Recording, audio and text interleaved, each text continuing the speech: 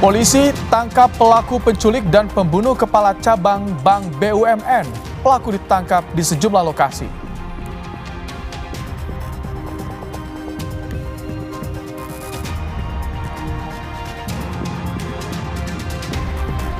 KPK sita 22 kendaraan yang terdiri dari 15 mobil dan 7 motor dalam OTT Wamenaker Immanuel Ebenezer.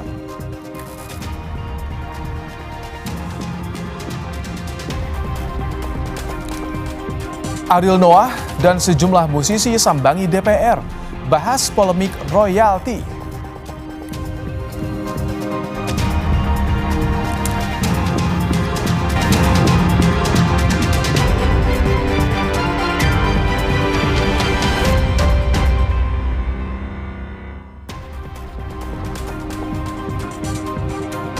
Halo, selamat malam saudara.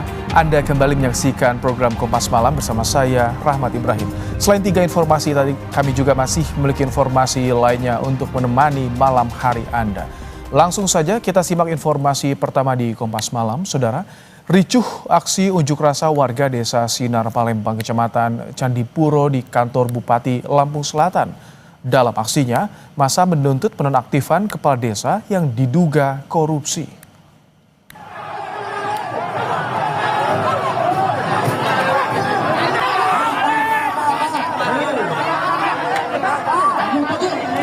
Kericuhan terjadi saat massa berupaya memaksa masuk kantor bupati, namun dihadang petugas.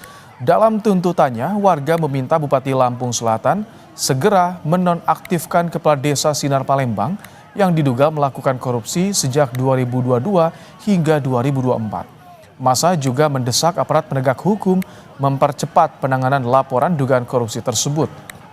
Emosi warga akhirnya reda setelah Bupati Lampung Selatan, Radityo Egi, didampingi wakilnya menemui langsung pengunjuk rasa.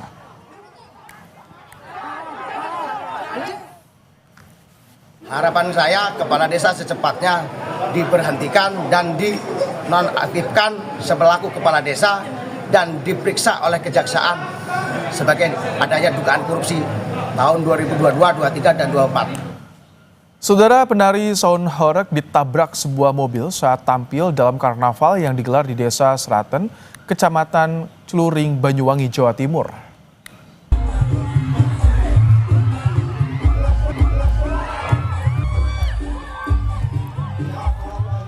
Video amatir menampilkan detik-detik sebuah minibus menabrak penari Sound Horeg pada Rabu malam. Akibatnya 4 penari mengalami luka-luka dan langsung dibawa ke rumah sakit untuk mendapat perawatan. Polisi bilang minibus yang menabrak rombongan pawai merupakan panitia yang membawa logistik. Diduga sang sopir tidak dapat mengendalikan mobil transmisi matic.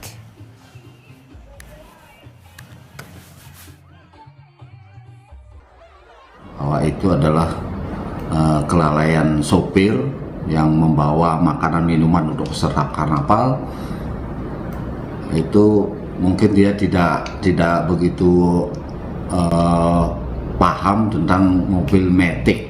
Yang korban ada 4 orang luka dan dibawa sampai saat ini 2 orang masih dirawat di rumah sakit. Informasi berikutnya, saudara, Ditres Narkoba Polda Jawa Barat menangkap 4 bandar narkoba jaringan internasional Golden Triangle atau segitiga emas, salah satu kartel narkoba terbesar yang masuk ke Indonesia.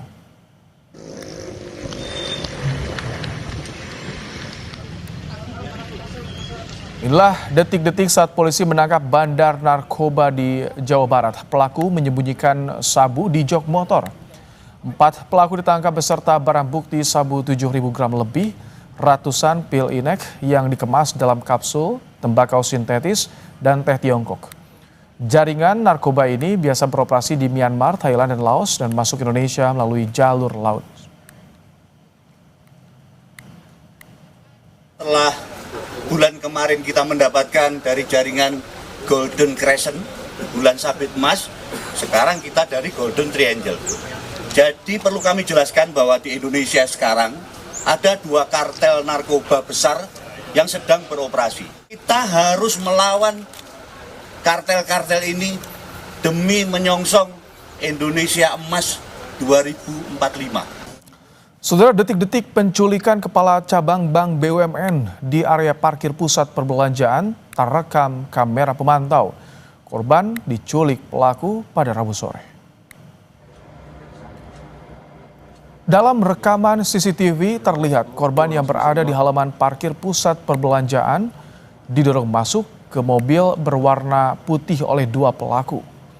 Kemudian mobil langsung meninggalkan lokasi. Saat kejadian, rekan korban sempat mencoba mencegah, namun mobil melaju kencang.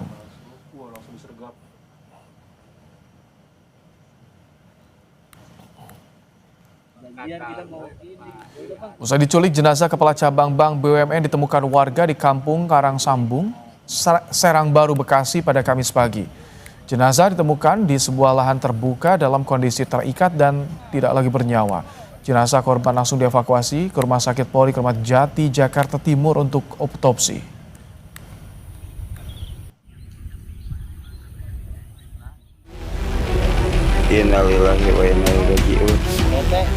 Kamis pagi, warga Kampung Karangsambung, Desa Nagasari, Kecamatan Serang Baru, Kabupaten Bekasi, Jawa Barat, digegerkan dengan penemuan sesosok jasad pria dalam kondisi mulut terlakban dan kaki terikat.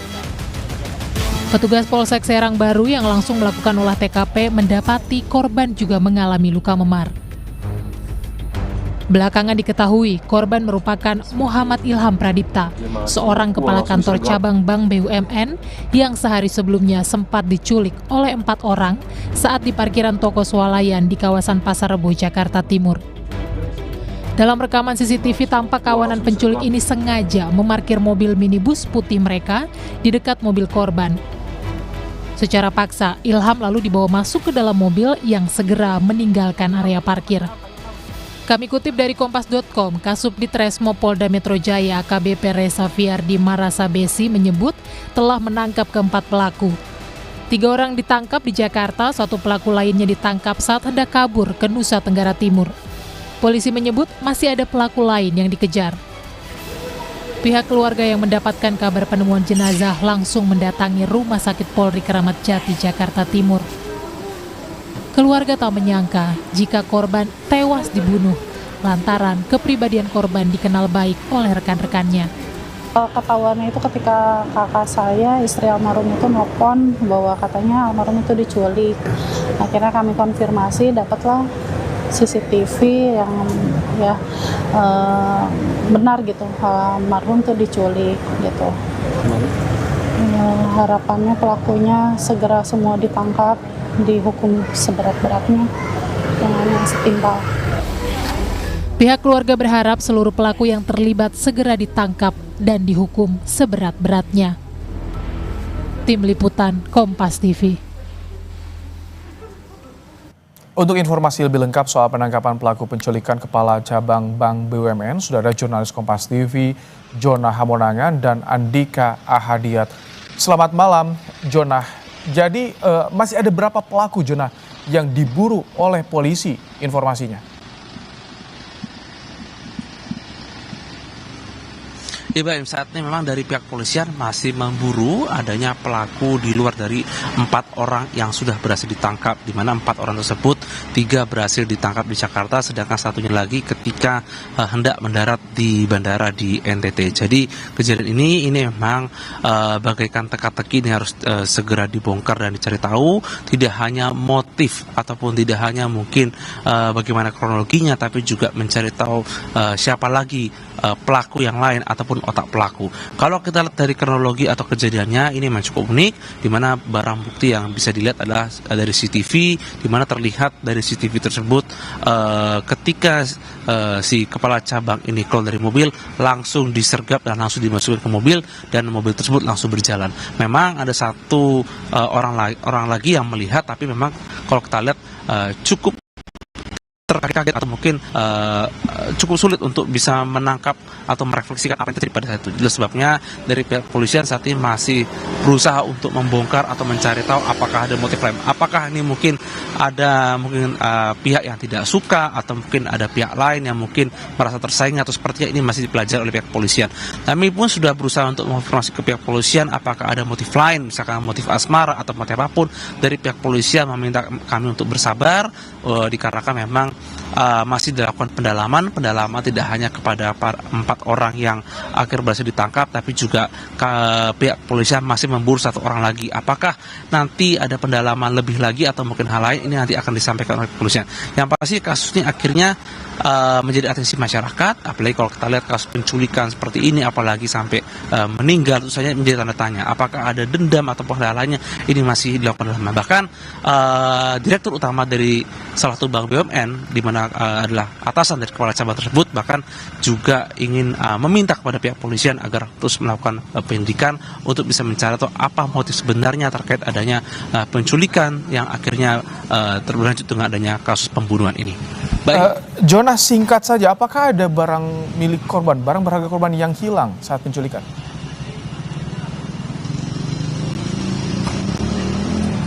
Ya, terkait dengan adanya barang-barang berharga milik korban ini, memang ini sekarang masih juga dalam proses penyidikan dari pihak kepolisian. Tentu saja dari pihak kepolisian juga masih terus mencari apakah mungkin ada barang bukti seperti handphone atau laptop yang akhirnya bisa dipelajari untuk bisa dilihat, di mana ini saja menjadi salah satu cara untuk melihat adakah motif-motif lain yang akan bisa atau bisa dipelajari dari kasus ini. Yang pasti kasus ini menjadi atensi dari pihak kepolisian untuk bisa melihat apakah ada hal-hal lain, apakah pembunuhan ini memang sudah dirancang jauh-jauh hari atau memang ada motif-motif lain yang tersembunyi. Ini memang harus lebih hati-hati dari pihak kepolisian dikarenakan dari CCTV yang terlihat dari penculikan yang ada itu memang harus lebih dalam.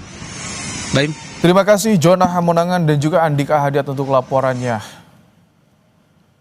Informasi berikutnya, Saudara. KPK hari ini menyegel ruangan K3 Kementerian Ketenagakerjaan atau Kemenaker pasca OTT Wamenaker Immanuel Ebenezer pada Rabu malam.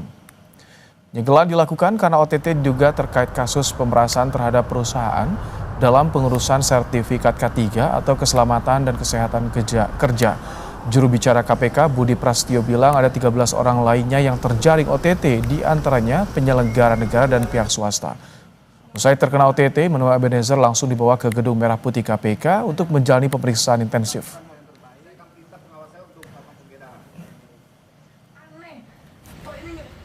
KPK menyita motor gede milik Wamenaker serta 15 unit mobil dan 7 unit motor dari seluruh pihak yang terjaring OTT. Juru bicara KPK Budi Prasetyo juga bilang KPK telah menyita uang tunai yang jumlahnya masih dihitung penyidik.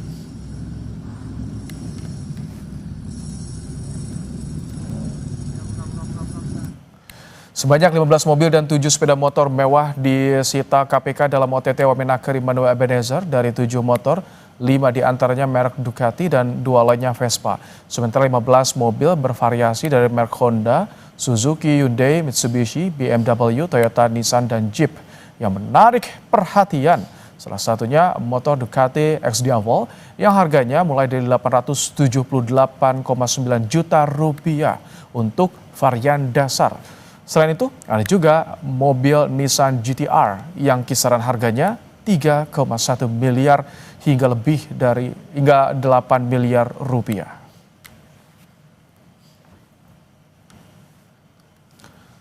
Kasus apa sebetulnya yang diduga menjerat Wamenaker Immanuel Ebenezer? Usai jeda, kami hadirkan laporan langsungnya.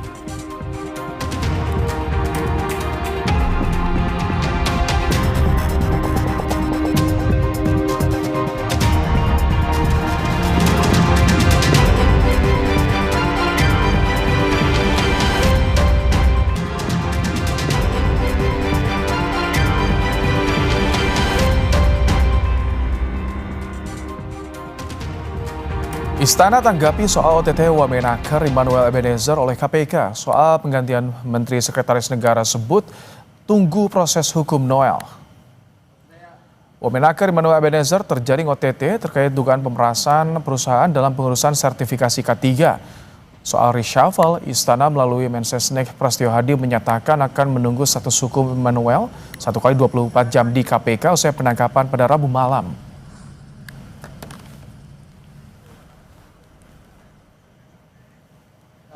Tunggu. Belum, kan kita tunggu dulu tadi 1x24 jam nanti hasil dari teman-teman di KPK seperti apa.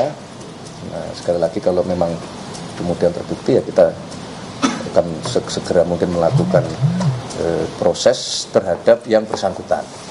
Bahwa kemudian itu apakah akan terjadi pergantian yang itu diistilahkan reshuffle, nah, belum tentu, tunggu dulu.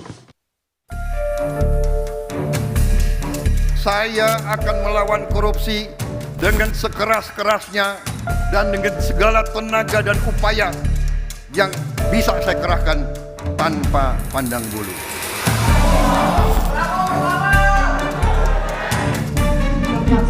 Siapa maksa kamu? Minta pengawas saya untuk melakukan penggeledahan. Tapi kita cuma minta pulangin ijazahnya, Bu. Nggak minta apa-apa, nggak minta duit. Immanuel Ebenezer atau Noel jadi pembantu pertama Presiden Prabowo Subianto yang dicokok KPK. 22 kendaraan yang terdiri dari 15 mobil dan 7 motor disita KPK. Ada Ducati X Diavel yang harganya bisa mencapai 1 miliar rupiah, hingga Nissan GT-R yang harganya bisa mencapai 8 miliar rupiah. Diduga deretan kendaraan tersebut menjadi barang bukti kasus yang menjerat Wamenaker tersebut. Menteri Tenaga Kerja Yassi-Erli menyayangkan ditangkapnya Noel oleh KPK. Yassi-Erli menyinggung soal komitmen seluruh jajaran di Kemenaker yang siap mundur jika terjerat kasus korupsi. Saya menghormati proses hukum yang sedang dijalankan oleh KPK dan mendukung berbagai langkah KPK dalam melakukan penindakan pelaku korupsi. Sejalan dengan arahan Presiden bahwa tidak ada toleransi atas perilaku koruptif, maka saya sudah meminta pejabat beserta jajaran di Kemenaker untuk menandatangani fakta integritas dan siap dicopot apabila melakukan tindakan korupsi. Ketua Harian DPP Gerindra Sufmi Dasko Ahmad kembali menegaskan komitmen Presiden Prabowo yang tegas pada penindakan korupsi. Dasko bilang Presiden tak akan melindungi jika terbukti kabinetnya korupsi. Perlu ditegaskan di sini bahwa berkali-kali Presiden Prabowo menekankan bahwa Presiden tidak pandang bulu terhadap penegakan kasus-kasus korupsi, sehingga yang pasti Presiden tidak akan melindungi bila ada memang terbukti pembantu-pembantunya melakukan hal-hal perbuatan yang tidak terbukti. KPK melakukan operasi tangkap tangan terhadap Wamenaker Immanuel Ebenezer pada Rabu malam. OTT diduga dilakukan terkait pengurusan sertifikat K3. Dalam OTT ini, KPK dikabarkan menangkap 14 orang termasuk Wamenaker. Tim Liputan, Kompas TV.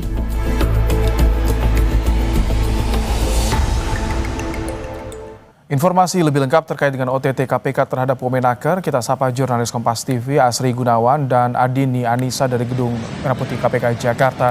Selamat malam Asri, jadi ada berapa kendaraan yang disita KPK terkait OTT Wamenaker, Asri?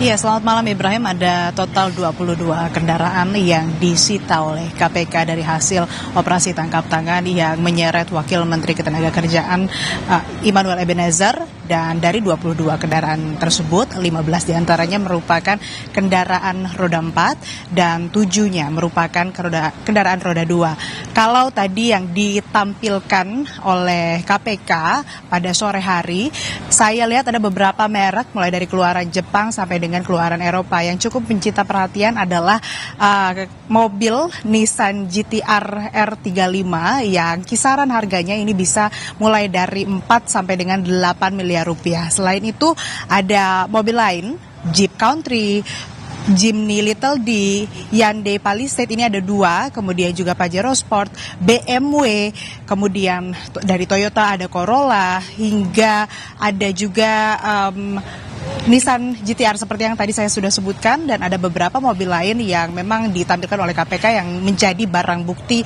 dalam OTT yang menyeret Wamenakar. Kemudian untuk kendaraan roda 2 yang disita, 5 diantaranya merupakan motor gede atau moge bermerek Ducati.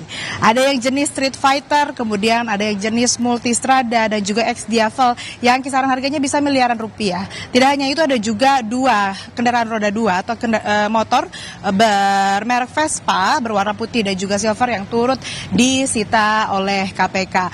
22 kendaraan ini saat ini sudah ada di gedung Merah Putih KPK, sudah disita oleh KPK, dan tadi berdasarkan informasi dari juru bicara KPK Budi Prasetyo bahwa ke 22 kendaraan ini memang diambil ataupun juga disita dari beberapa titik di wilayah Jakarta. Tapi memang belum dirinci siapa saja yang memiliki atau kepemilikan dari kendaraan-kendaraan yang disita. Kalau saya coba menelisik LHKPN milik Immanuel Ebenezer atau Noel, tidak ada kendaraan-kendaraan yang ada di list LHKPN tersebut yang dimiliki oleh Noel yang ditampilkan di KPK yang merupakan barang bukti dari OTT kasus yang menyeret Wamenakar. Tapi belum juga ada penjelasan secara resmi dari KPK siapa kepemilikan dari kendaraan tersebut, baik yang roda 2 dan juga roda 4, yang tentunya ini masih dinantikan. Jadi untuk total kendaraan ada 22, 15 diantaranya roda 4, 7 diantaranya roda 2. Demikian Ibrahim. Asri, apakah sudah ada informasi atau gambaran ini terkait dengan kasus apa yang menjerat Wamenakar, Asri? Sejauh ini informasi yang kami dapatkan ini adalah kasus dugaan pemerasan terhadap pengusaha atau perusahaan terkait dengan pengadaan atau pengurusan sertifikasi K3 atau keselamatan dan kesehatan kerja begitu. Dan memang kasus yang menyeret Immanuel Ebenezer ini tidak hanya melibatkan Noel begitu, tapi ada juga 13 orang yang turut diperiksa dan tengah menjalani pemeriksaan secara intensif oleh penyidik KPK. Di antara 13 orang ini tadi disebutkan oleh jubir KPK Budi Prasetyo, beberapa di antaranya memang termasuk pejabat atau ASN di Kementerian Ketenagakerjaan, tapi ada pula pihak swasta. Namun kembali lagi Ibrahim, belum dirinci secara pasti dan juga secara rigid begitu oleh KPK apa pasal yang disangkakan atau yang menjerat dan bagaimana pula status hukum dari Immanuel Ebenezer Wamenakar dalam kasus ini, karena seharusnya kalau kita lihat dari OTT yang dilakukan pada Rabu malam itu sudah harus KPK atau penyidik KPK punya waktu 1 kali 24 jam untuk menentukan status hukum dari Noel dan juga 13 orang yang ikut dalam OTT tersebut. Demikian Ibrahim. Baik, terima kasih Asri Gunawan dan juga Adini Anissa, laporkan langsung dari Gedung Merah Putih KPK Jakarta. Setelah memasuki hari kelima, kebakaran sumur minyak di Blora Jawa Tengah belum berhasil dipadamkan. Tim berupaya melokalisasi gas dari dalam sumur.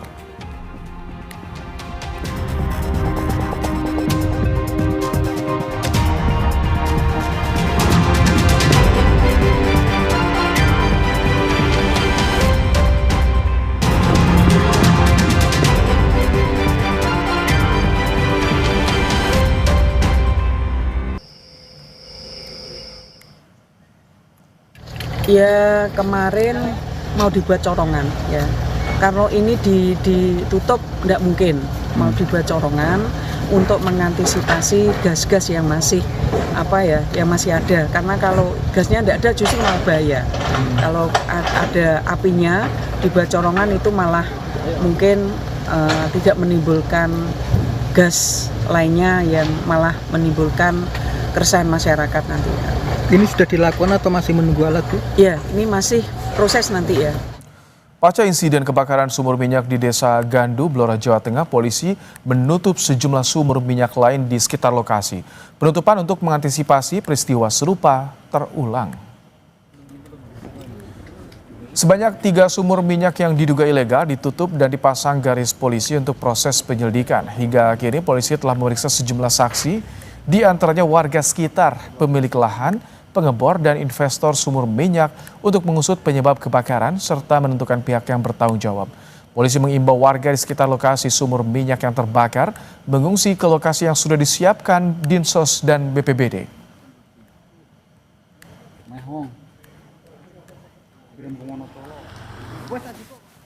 Kami dari kepolisian menutup beberapa titik sumur yang ada di lokasi terdampak kebakaran ini supaya mengantisipasi kejadian serupa tidak terjadi. Kami beri polis line, kemudian kami himbau pada masyarakat yang di radius aman untuk sementara waktu tinggal di tempat pengungsian yang sudah disediakan. Sementara yang ditutup ini di polis line ada 3 termasuk sumur yang terbakar ini. 2 korban ledakan sumur bor minyak di Blora, Jawa Tengah masih kritis. Keduanya mengalami luka bakar serius. 2 korban ledakan sumur minyak Blora dirawat di RSUP Dr. Sarjito Sleman. Korban adalah ibu dan anak yang mengalami luka bakar hampir sekujur tubuhnya dan kondisinya kritis. 2 korban terkena ledakan saat berada di rumah yang berjarak 15 meter dari sumur minyak.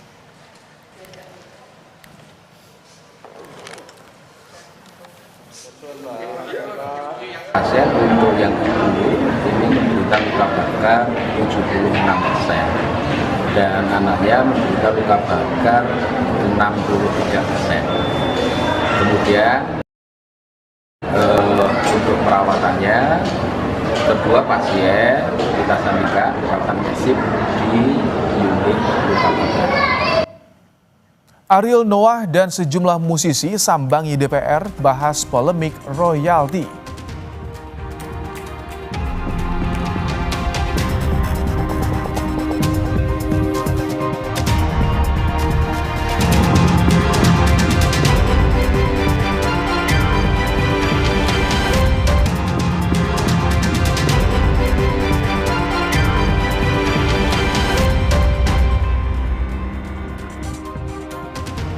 Terdakwa kasus pencemaran nama baik dan tindak pidana pencucian uang Nikita Mirzani dihadirkan sebagai saksi dalam sidang asistennya Ismail Marzuki.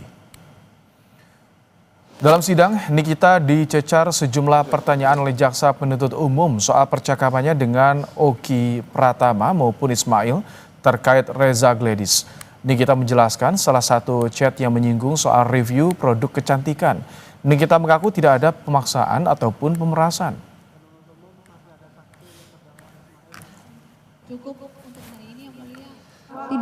Tidak ada di sini pemaksaan atau pemerasan atau apalagi pengancaman atau pencucian uang karena ini fix, ini minta tolong, ini pekerjaan yang biasa saya memang lakukan. Setelah Komisi 13 DPR menggelar rapat bersama sejumlah musisi dan lembaga manajemen kolektif atau LMK membahas polemik royalti.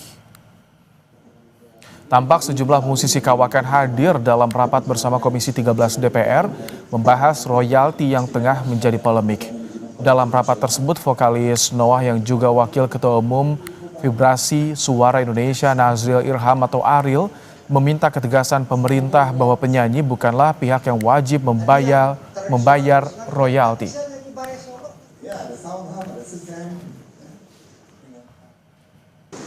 Masalahnya belum selesai karena menurut kami perlu ada ketegasan. Sampai saat ini kami sebenarnya ingin meminta pernyataan lebih lagi dari pemerintah, mungkin karena pernyataan di MK sendiri juga masih belum kuat ternyata. Kami tadinya pengen meminta ke Asosiasi Pencipta ASI, apabila sudah diputuskan bahwa bukan penyanyi yang harus membayarnya, kalau memungkinkan ada permintaan maaf atau minimal ada pernyataan yang menegaskan bahwa bukan penyanyi yang bertanggung jawab terhadap pembayaran performing rights. Sementara itu, Ketua Komisi 13 DPR Willy Aditya mendorong LMK sebagai pihak yang menghimpun royalti musik diaudit. Audit dibutuhkan untuk meminimalisasi keributan lantaran ada perbedaan pendapat antara musisi dan LMK. LMK juga harus kita audit. Jangan ini menjadi rente baru. Ini penting sekali. Tadi yang tradisional juga, nanti saya nyanyi Bare Solo, nanti ditarik royalti mati siapa? Yang paling penting. Kenapa? Kita berkumpul semua di sini mencari jalan keluar. Jangan hanya karena beda pendapat kan biasanya. Nah, kita ribut karena beda pendapatan. Jangan, oh si Anu dapat sekian, aku dapat sekian. Jangan bos. Kita sama-sama ingin memiliki azas keadilan penting. Tapi juga ada norma namanya. Di mana norma itu juga tidak semuanya harus diuangkan, Pak. Satu persatu terlapor kasus tudingan ijazah palsu Jokowi diperiksa bergiliran oleh Polda Metro Jaya. Setelah Roy Suryo, kini giliran Tifauzia Tiasuma alias Dr. Tifa yang diperiksa. Tifa sempat syok karena ijazah Jokowi tak ada di Polda Metro Jaya. Hiduplah Indonesia Raya.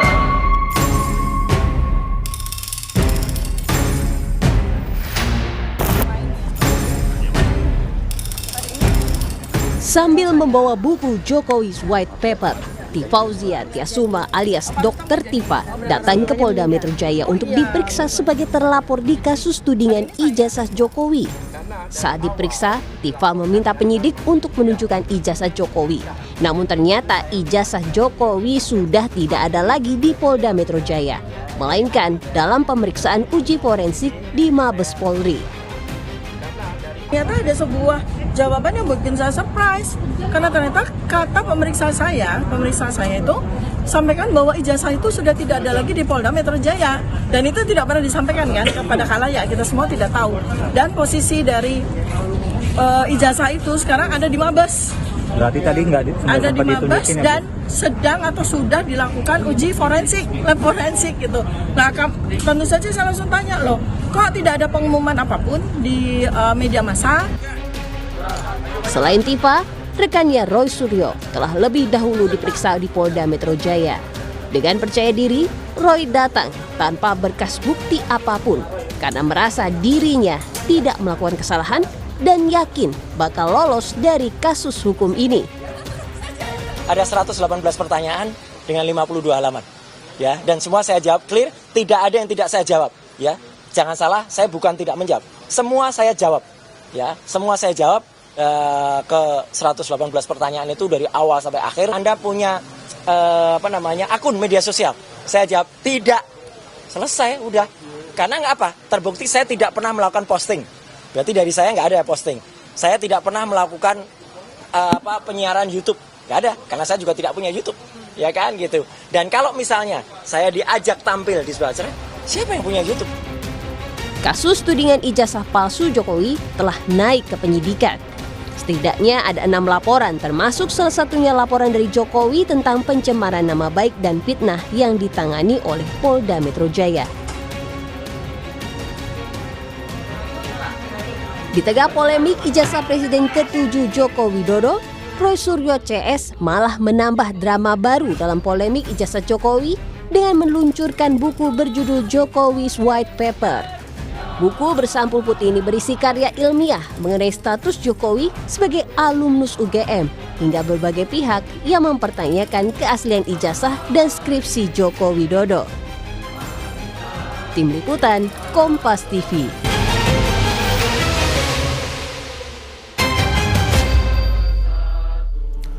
Demo mahasiswa nasional di Balai Kota Bogor ricuh, masa menuntut penyelesaian sejumlah persoalan di Kota Bogor.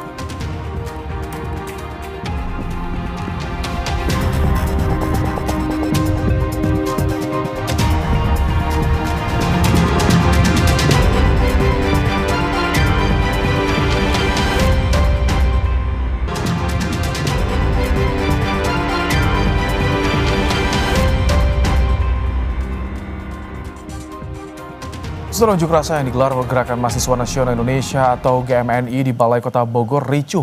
Bentrok terjadi saat petugas Satpol PP berupaya memadamkan api yang dinyalakan massa aksi sebagai bentuk protes. Bentrok sudah terjadi sejak Kamis sore saat peserta aksi yang tak terima api dipadamkan petugas marah dan mendorong petugas Satpol PP. Akibatnya cekcok disertai aksi saling pukul pun tak terhindarkan. Ricuh kembali terjadi menjelang malam saat proses negosiasi antara massa aksi dan polisi tak tercapai.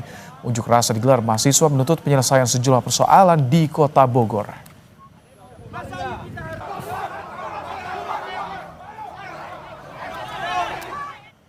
Informasi tadi jadi penutup Kompas Malam hari ini, saudara. Jangan lupa cukupi kebutuhan air mineral Anda setiap hari dan rasakan kesejukannya. Saya Rahmat Ibrahim, terima kasih. Sampai jumpa.